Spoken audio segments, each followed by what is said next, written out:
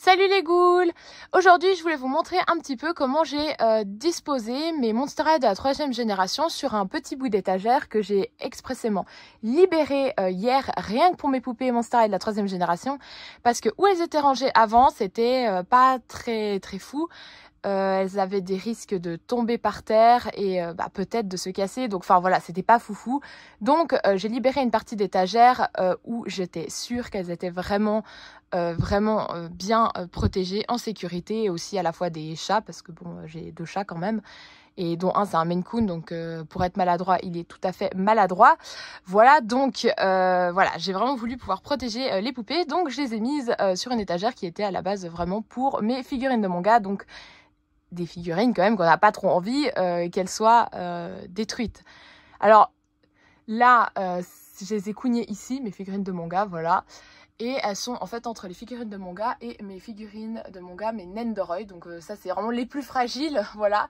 Donc comme vous pouvez le voir, c'est vraiment le même type d'étagère sur lesquelles je les ai mises. Donc vraiment pour vraiment bien les protéger parce que je voulais vraiment pas qu'il leur arrive des petits malheurs, voilà.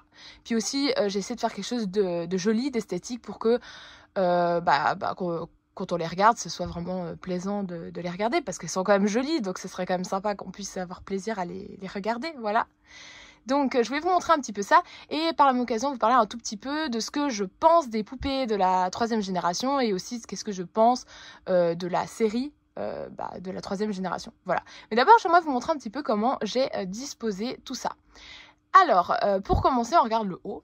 Alors, ce que j'ai fait ici, c'est que derrière, j'ai mis le casier de ma Claudine Skulltimate Secrets et le casier de ma Frankie Skulltimate Secrets. Et en fait, ce que j'ai fait de sympa, c'est que là, sur le casier de ma Claudine Skulltimate Secrets, comme vous pouvez le voir ici, on a la clé des 1608 qui était avec ma Claudine Wolf 1608 et qui permet donc de pouvoir rentrer à la fête d'anniversaire de Draculaura dans les catacombes. Donc, c'est assez sympa. Et puis ici, j'ai mis la lampe de ma Frankie 13 Wish. Voilà, et du coup j'ai posé sur le casier de ma Frankie. Donc là je trouve que c'est assez sympa, ça rappelle un peu la 1re génération aussi. Donc voilà, je trouvais que c'était sympa de faire ça comme ça.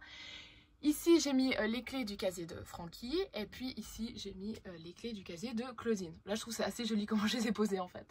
Et j'ai mis 2 casiers, des casiers de la 1re génération. Donc ça c'était le casier de ma Laguna et puis ça c'était le casier de ma Goulia. Alors j'avais mis les stickers, hein. Les stickers ils étaient avec je crois, mais ils n'étaient pas sur les casiers, mais j'avais mis les stickers puis ils sont toujours dessus, donc voilà, ça fait plus focus. Oh. Et du coup voilà, je trouve que c'est sympa, ça fait un peu 1re génération aussi. Donc j'aimais bien un petit peu rappeler la 1re génération dans cette disposition. Ici on a ma Claudine qui est sur une chaise de la Café Horreur, donc de la 1re génération aussi. Ici, c'est le canapé de la Café Horreur de la 1re génération aussi. Et puis, j'ai mis la table de la Café Horreur de la 1re génération avec la petite machine à café. Et puis, les cafés. Et puis aussi le muffin, hein, qui est de la 1re génération. Et là, j'ai juste rajouté, en fait, ici, la tasse de Twyla, hein, de ma Twyla de la 3e génération. Mais voilà, c'est un peu 1re génération et 3e génération. Ici j'ai mis la basse de ma Frankie du coup de la 3e génération, Frankie Pyjama Party, avec son téléphone qui met de la musique. Je trouvais que c'était assez sympa. Mais voilà, on a vraiment un petit mélange en fait, donc c'est assez sympa, 1re génération, 3e génération. Et puis ici on a Wadzi dans son panier. Voilà, du coup là j'ai mis les animaux de la 3e génération. Et là j'ai mis la Switch de ma Frankie. Pyjama Party, voilà. Du coup, il y a vraiment un petit mélange et je trouve assez sympa. Du coup, on va déjà juste regarder les animaux. Alors là, il y a Croissant qui est ici. Ici, il y a Tutut. Ici, il y a Wadzi. Ici, c'est Neptuna. Et puis là, c'est Confabulous. Et puis ici, on a Dustin. Voilà, donc je les ai disposés. Et puis, sinon, pour les poupées, on a ma Frankie, ici. Ma jolie Frankie Skulltimate Secrets. Que le téléphone ne veut plus faire le focus dessus, je ne sais pas pourquoi, ça marche plus. Voilà. Ici on a ma Claudine Wolf, Skulltimate Secrets, bon on va essayer de faire le focus, voilà. Ici on a ma Cléo basique, ma Claudine basique, ma Frankie Pyjama Party, ma Twyla Pyjama Party aussi, et puis ma Draculaura basique et ma Laguna basique aussi. Voilà. Donc maintenant, je vais vous parler un petit peu de ce que je pense. Mais purée, ça va plus du tout faire le focus, c'est horrible. Voilà. Du coup, je vais vous parler un petit peu de ce que je pense de la 3e génération maintenant. Alors maintenant, je vais vous parler des poupées de la 3e génération. Alors ma première réaction, ça a été, elles sont moches. Voilà, je les ai trouvées moches. J'ai ressenti de l'aversion face à ces nouvelles poupées. Pourquoi? Parce que moi qui ai grandi avec la première génération, eh bien, quand j'ai vu qu'ils avaient effectué des modifications, et beaucoup de modifications, et puis que j'avais l'impression de ne plus reconnaître les personnages que j'ai connus quand j'étais petite, j'ai l'impression de ne plus reconnaître les poupées que j'ai dans ma chambre, en fait, eh bien, j'étais pas contente, en fait. La première réaction qu'on a face à ça, c'est qu'on n'est pas content, voilà. Mais à partir du moment que j'ai regardé de plus près les poupées et puis que j'ai essayé de ne pas les comparer aux poupées de la première génération, finalement, je les ai trouvées quand même jolies. Si on les regarde, on voit quand même que, oui, effectivement, elles sont quand même jolies. Regardez les cheveux de cette Claudine, ils sont quand même magnifiques. Regardez cette Cléo, elle est vraiment jolie. Enfin, franchement, elles sont belles, hein, quand même. Franchement, oui, elles sont jolies. Si on les regarde vraiment, puis qu'on les compare pas à celles de la première génération, on peut vraiment voir qu'elles sont jolies. Voilà. Alors je me suis intéressée aux poupées de la 3e génération parce que les poupées de la première génération, elles avaient plusieurs problèmes. Parce que moi je les ai préservées, je les ai gardées, elles sont toutes dans ma chambre. Je les avais toutes gardées dans une énorme caisse. Et le problème c'est que avec le temps, il y a le plastique qui jaunit. Et les cheveux, la colle avec laquelle ils ont imbibé les cheveux, déjà ça sent mauvais. En plus c'est tout collant et ce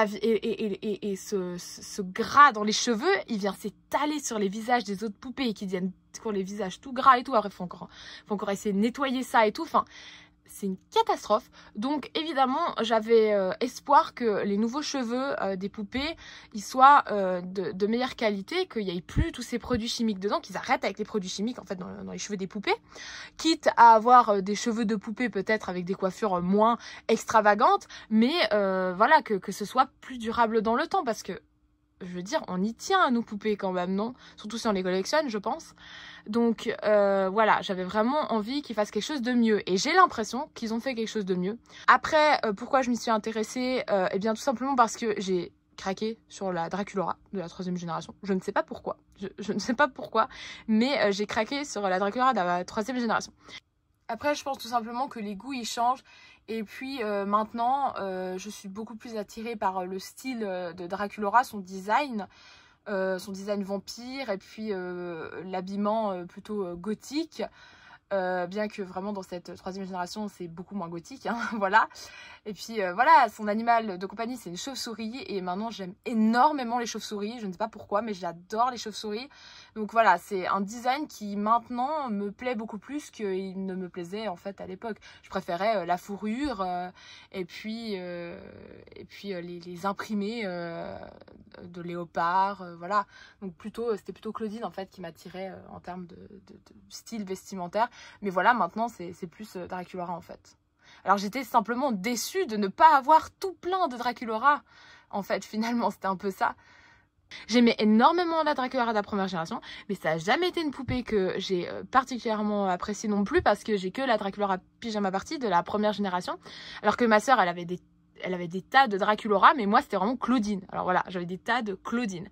Alors bon, vous voyez, j'en ai déjà 2 là de la 3e génération, donc ça change pas trop non plus. Mais voilà, j'ai beaucoup craqué sur Draculaura. Donc voilà, c'est fou. C'est la première poupée de la 3e génération que j'ai achetée, c'est Draculaura. Après, en fait, quand j'avais vu qu'il y avait des nouvelles poupées Monster High qui étaient sorties, et puis que j'avais en fait craqué sur la Draculaura, mais je voulais pas me l'avouer, eh bien je suis allée un petit peu m'informer, regarder un peu ce qu'il en était, et puis j'ai vu que Twyla était autiste dans cette 3e génération. J'ai vu ça sur Instagram, et puis là ça m'a vraiment intriguée, voilà, donc c'est là que je me suis un peu plus intéressée finalement. Alors maintenant, les différences de taille et de corpulence. On a quelque chose qui a été quand même plus accentué dans la 3e génération. On a plus de différences de corpulence et plus de différences de taille pour les poupées. Alors, sauf erreur, la Draculaura de la première génération, là, qui est juste ici, elle était légèrement plus petite que les autres Monster High. Et par exemple, là, on a Nefertiti qui était quand même un peu plus grande parce qu'elle était encore plus âgée, en fait. On peut voir ici River Styx qui est plus jeune que Kiyomi et vous pouvez voir qu'elle est quand même plus petite. Donc on a des différences de taille suivant l'âge. On avait 3 tailles différentes. Là on avait celle qui était plus âgée, celle qui était dans l'âge du milieu, puis celle qui était plus jeune en fait. Et là du coup ça faisait 3 différences de taille. Mais il y a encore un truc à noter parce que là vous pouvez voir River Styx, regardez sa corpulence. Elle est plus jeune, on est d'accord, mais regardez sa corpulence.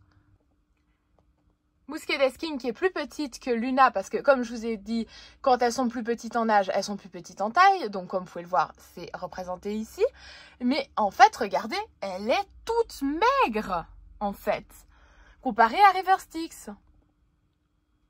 Vous voyez, River Styx, elle est un peu moins maigre que Muscadet King. Pourtant, elles sont toutes les deux plus petites en âge. Si vous regardez Astranova, qui est aussi plus petite en âge et donc un peu plus petite en taille aussi, elle est quand même beaucoup plus maigre que River Styx. Donc on avait déjà des différences de corpulence en plus des différences de taille. Et évidemment, la différence de taille la plus flagrante, c'est ici Gouliop. Elle est quand même beaucoup plus grande que les poupées normales en fait. Voilà. Donc dans la première génération, on avait des poupées qui étaient relativement plus maigres. Mais pas forcément. Et puis maintenant, dans la troisième génération, les poupées sont quand même plus fortes. On a aussi, par exemple, Abby, qui est beaucoup plus grande que les autres poupées, alors que la Abby de la première génération, elle était pas plus grande que les autres poupées. Et ça, c'est quand même un point super cool qu'ils l'ont fait plus grande, en fait. Ça, c'est vraiment cool, voilà. Donc on a encore plus de différences de taille, en fait. Et Draculaura, elle est beaucoup plus petite que les autres, alors qu'elle était juste un petit peu plus petite dans la première génération. Je vous montre ça. Alors là, si vous regardez, Draculaura, elle est beaucoup plus petite que Frankie. Ça se voit vraiment bien. Donc voilà. Bah voilà, là, il y a juste Abby de la première génération. Vous voyez, elle n'a pas de différence de taille avec les autres poupées de la première génération. Donc ça, c'est bien d'avoir vraiment mis plus grande Abby. Alors, dans la troisième génération, ils ont voulu nous montrer des poupées avec des corpulences plus fortes. Ce qui est quand même cool, ce qui est bien comparé à la première génération, parce que dans la première génération, on avait majoritairement des poupées maigres. Alors, le problème, quand on a majoritairement des poupées maigres, c'est de donner l'impression que c'est bien d'être maigre, et puis que ça peut du coup mener à des problèmes d'anorexie. L'anorexie, c'est pas bon pour la santé. Quand on est anorexique, on est quand même en mauvaise santé, c'est dangereux. Donc, effectivement, c'est quand même bien d'être allé dans l'autre sens. Mais j'aimerais quand même soulever 2 problèmes. C'est que, ok, on a Draculaura qui est quand même beaucoup plus forte, voilà. Mais on a le problème de Cathy Noire qui est carrément obèse. Et là, le souci, c'est que l'obésité, c'est un problème de santé. L'obésité, c'est pas bon pour la santé. L'obésité, c'est aussi dangereux. Donc, c'est pas bien de montrer que être obèse, c'est entre guillemets normal. Ça ne va pas. Donc là, il y a un problème quand même dans ce sens-là. Et l'autre truc que j'ai soulevé, c'est que Frankie, là, si j'ai bien compris, elle est censée être maigre. Voilà. Mais si vous regardez, elle est quand même pas aussi maigre que... je crois que je vous ai montré Kiyomi Hunterly, qui est quand même quand même très maigre. Alors du coup, j'ai l'impression aussi qu'ils ont oublié de montrer qu'être maigre, c'est aussi quelque chose qui peut être normal en fait. On n'est pas forcément anorexique. Il y a des gens qui sont de tout type de corpulence, donc en fait, voilà, ils auraient aussi dû montrer des poupées qui étaient maigres comme Kiyomi Hunterly, voilà. Donc voilà, il y a quand même 2-3 trucs qui vont pas quand même, malgré qu'il y a des trucs qui vont bien, quoi. Alors, un petit détail que j'ai beaucoup apprécié, c'est que Claudine, elle a eu des taches de rousseur. Alors, il y a certaines personnes qui auraient sûrement pas apprécié forcément ça. Mais moi, j'ai beaucoup apprécié parce que comme j'ai des taches de rousseur, je trouvais ça super cool que Claudine ait des taches de rousseur. Mais évidemment, c'est quelque chose qui plaira à certains et puis ne plaira pas à d'autres. Et puis aussi son nez, j'ai bien aimé, ça fait plus un nez de loup-garou. Et puis elle a des sourcils un peu plus épais en fait. Et ça, je trouvais ça assez cool. Puis les petites touffes de fourrure qu'ils ont rajoutées, je trouvais ça super cool. Bon, Cléo aussi lui a rajouté des bandages et tout sur le corps. Je trouvais ça vraiment cool. Ensuite, Draculaura, je trouvais qu'elle avait des oreilles qui faisaient encore plus vampire parce qu'elles sont un peu plus proéminentes comme ça. Puis du coup, on voit encore plus les oreilles pointues qui ressortent suivant comment elle est coiffée. Et ça, je trouvais ça super cool parce que ça fait vraiment très vampire. Donc ça, j'ai beaucoup apprécié. Et Laguna, moi j'ai bien aimé qu'elle soit plus rose que bleue, mais bah, si on adore le bleu, ben ma foi on n'aime pas forcément quoi. on trouve ça pas forcément cool parce que du coup elle avait quand même un magnifique bleu pour sa couleur de peau, donc voilà. Et puis voilà. Par contre, Frankie, j'ai moins compris parce que déjà, elle a pas ses boulons autour du cou, ce qui n'a aucun sens. Bah, c'est hyper important vu que Frankie a été fabriqué. Ensuite, elle a un piercing, ce que je trouve pas forcément très intelligent de proposer un piercing parce que du coup, ça montre que c'est bien d'avoir des piercings, ce qui est pas forcément bien. Donc voilà. Et puis elle a une prothèse, ce qui aurait pu passer pour une bonne idée, de lui proposer une prothèse parce que du coup ça pourrait montrer un peu plus d'inclusivité. Mais pourquoi avoir mis une prothèse sur Frankie? Ça montre pas plus d'inclusivité de la montrer sur Frankie puisque Frankie a été entièrement fabriqué. J'ai trouvé ça un peu insensé. Maintenant, parlons un petit peu de la série. Alors, pour les points négatifs, je ne vais pas les passer en revue parce qu'en fait, il n'y a vraiment rien qui va avec cette nouvelle série Monster High. Pour les personnes qui ont regardé la série Monster High de la première génération, qui ont grandi avec cette série, ils vont plus du tout s'y retrouver, ils vont pas du tout s'y reconnaître. Il y a beaucoup trop de différences en ce qui concerne les personnages principaux. Il y en a beaucoup trop qui n'ont plus du tout la même personnalité. Et vraiment, c'est vraiment un gros fouillis. C'est vraiment... Il n'y a rien qui va, quoi, en fait. Voilà. Donc, ça n'a vraiment rien à voir, cette nouvelle série Monster High. Donc, voilà. Je ne vais pas... parler des points négatifs parce que du coup en fait ça n'a rien à voir avec la première série Monster High, donc ça c'est le point négatif en fait, dont par exemple pour te montrer 2-3 exemples et tout de trucs qui vont pas du tout, c'est que par exemple Cléo et Deuce ils sont pas ensemble. Ce qui n'a aucun sens parce que en fait Cléo et Deuce c'était le couple voilà dans la première génération. Cléo et Deuce ils étaient trop chauds ensemble, c'était un truc vraiment super important et tout, donc là ça n'a aucun sens. Après Cléo elle a plutôt la même personnalité aussi quoi, je veux dire elle était très sûre d'elle et là elle est plus du tout sûre d'elle dans cette série, donc ça n'a aucun sens. Claudine elle a pas du tout la même personnalité, c'est pas franchement je suis désolée, c'est pas Claudine. Voilà, moi j'aimais énormément Claudine quand j'étais petite, donc là je suis un peu en mode où est Claudine? Elle est partie, bon c'est dommage, elle reviendra peut-être un jour. Voilà, alors autant la poupée elle est super jolie et tout, puis je trouve qu'il n'y a pas beaucoup de différence avec, la première génération, surtout pour celle-ci, voilà. Mais autant dans la série c'est plus du tout Claudine, voilà, Claudine elle est partie faire un tour, j'espère qu'elle reviendra un jour, voilà. Ensuite, Laguna, par exemple, c'est plus du tout Laguna non plus, parce que Laguna, dans la première génération, elle était pacifique. Et là, Laguna, elle est très belliqueuse et ça n'a rien à voir avec la Laguna de la première génération. Juste cet aspect, c'était hyper important et ils ont changé cet aspect et puis ça n'a pas de sens. Alors, si ça a du sens, parce que du coup, je vais vous expliquer pourquoi en fait j'aime bien la Laguna de la troisième génération. Je vous explique juste après. Voilà. Donc voilà, comme vous pouvez le voir, il y a vraiment des trucs qui ne vont pas du tout. Il y a aussi un truc qui ne va pas, c'est le fait que Draculaura, elle apprenne la sorcellerie. Dans l'idée, c'est super sympa. Et je dis pas le contraire, mais en même temps, c'est pas super intelligent de proposer des personnages qui apprennent la sorcellerie dans une série pour les enfants, parce que malheureusement ça fait trop penser à l'occultisme en soi, et je sais pas si c'est vraiment bien de montrer ça pour des enfants. Alors voilà. Maintenant pour parler des aspects positifs, c'est en fait il y a des trucs que j'ai quand même bien aimés. Et en fait des trucs que j'ai bien aimés, c'est Twyla, voilà, Draculaura de toute façon, et puis Laguna. Voilà, mais surtout Laguna et Twyla. Alors je vais vous expliquer pourquoi, parce que ça c'est vraiment le point fort que j'ai trouvé dans cette nouvelle série. Alors Twyla, j'ai beaucoup apprécié parce qu'elle est autiste dans la troisième génération.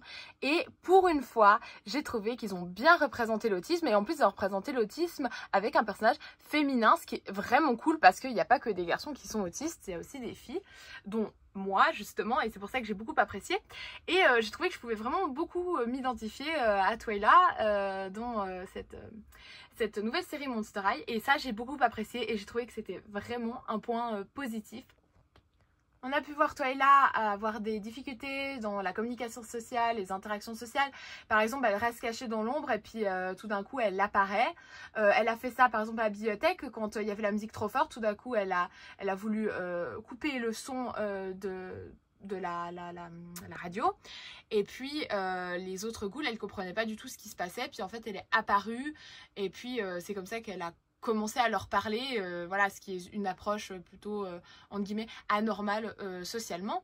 Et puis, elle a aussi, par exemple, quand elle allait demander à Laguna ce qui n'allait pas et tout, elle lui a expliqué que elle sait que ça se fait pas, mais en fait, elle l'a observé toute la journée.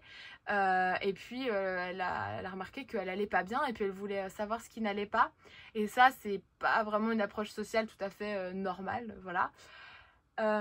Ensuite, on a aussi pu voir qu'elle stimait, donc quand elle triturait son bracelet, quand elle avait une surcharge émotionnelle ou sensorielle, on a pu voir qu'elle avait surtout une surcharge sensorielle liée au bruit dans l'épisode avec la bibliothèque menacée de destruction. Voilà, et on a aussi pu voir justement dans cet épisode là que quand il y avait vraiment trop de bruit, elle s'écroulait par terre et puis elle posait ses deux mains sur ses oreilles et puis ça représente en fait les crises autistiques. On a aussi pu voir qu'elle avait un intérêt spécifique pour les livres. Donc l'intérêt spécifique, c'est un intérêt intense et restreint sur une chose en fait. Et elle sait les livres et ça permet en fait aux autistes de pouvoir entrer en communication avec autrui. Et puis ça va aussi colorer un peu les activités que les autistes ils ont. Donc on peut voir que Twyla, elle passe ses journées à lire des livres à la bibliothèque. Et également on peut voir que au moment où les autres ghouls commencent à lui parler de livres, elle est tout de suite illuminée. Et elle va tout de suite, son visage s'illumine, pardon, faut plutôt dire ça comme ça, et elle va tout de suite en parler en long et en large et tout, vraiment, ils ont réussi, les autres ghouls, à entrer en communication avec elle en lui parlant en fait de livres, parce qu'ils lui ont parlé de son intérêt spécifique, et ça a vraiment permis de commencer la discussion avec elle en fait. Maintenant parlons un peu de Laguna, pourquoi j'ai beaucoup apprécié la Laguna de la G3. Alors dans un épisode, Laguna elle écrit un script pour un film qui va être tourné. Et puis elle va aussi jouer le personnage principal féminin dans ce film qui va être tourné. Et les autres ghouls vont l'aider à tourner ce film. Donc quand elle écrit le script, en fait elle écrit un personnage féminin qui en fait finalement c'est elle qu'elle représente, le personnage féminin. Et ce personnage féminin, il est au milieu d'un triangle amoureux dans cette histoire, donc c'est une histoire d'amour. Et puis finalement, le personnage féminin, il finit avec aucun garçon parce que ce personnage féminin, il a le coup de dent et puis aucun garçon peut l'aimer à cause de cela. Et du coup, c'est un peu... c'est elle qu'elle a représentée. Et on voit qu'en fait, elle a pas confiance en elle à cause de son coup de dent. Alors c'est quoi le coup de dent? Elle a expliqué que c'était une prédisposition familiale et puis que du coup quand il y avait une émotion intense, elle avait intensément besoin de mordre quelque chose. Et du coup, ce qui s'est passé durant cette journée, c'est que les autres ghouls vont au fur et à mesure changer le film, au fur et à mesure avec leurs propositions. Et finalement, l'histoire n'aura plus rien du tout à voir avec l'histoire que Laguna a écrit. Et puis, ce sera plus du tout elle-même qui sera représentée. C'est carrément Draculaura qui va jouer son rôle. Et puis, à la fin, ils vont enlever le coup de dent, qui était le truc très important pour elle, parce que c'était finalement... ce avec quoi elle n'était pas à l'aise, ce qui lui donnait finalement peu confiance en elle. Elle avait peur d'être rejetée par les autres à cause de son coup de dent. Et donc durant toute la journée, elle va avoir des émotions intenses et donc elle va avoir le coup de dent et donc elle va mordre plein de choses, mais dans un coin en se cachant des autres. Mais Twyla, elle va la voir pendant... toute cette journée et elle va voir que Laguna ne va pas bien. Elle va aller lui parler et lui demander pourquoi elle ne va pas bien. Et puis, ce que moi j'ai beaucoup apprécié là, c'est que moi personnellement, son vécu à Laguna m'a beaucoup parlé en tant qu'hyperactive, donc TDAH. Ça m'a beaucoup parlé, je sais pas, j'ai trouvé que ça ressemblait beaucoup le coup de dent finalement à l'hyperactivité, je ne sais pas pourquoi. Et du coup, je ne sais pas si c'est ce qu'ils ont voulu représenter au final, mais si c'était ce qu'ils avaient voulu représenter au final, pourquoi n'ont-ils pas dit que c'était de l'hyperactivité et ils n'ont pas directement représenté de l'hyperactivité, puisque Twyla, ils l'ont représenté directement autiste, du coup ça j'ai pas bien compris. Mais enfin voilà, et du coup j'ai beaucoup apprécié le personnage de Laguna à cause de ça. Je pourrais encore parler pendant très longtemps, mais je pense que cette vidéo est très longue. Donc sur ce, je vous dis salut et à plus pour une prochaine vidéo.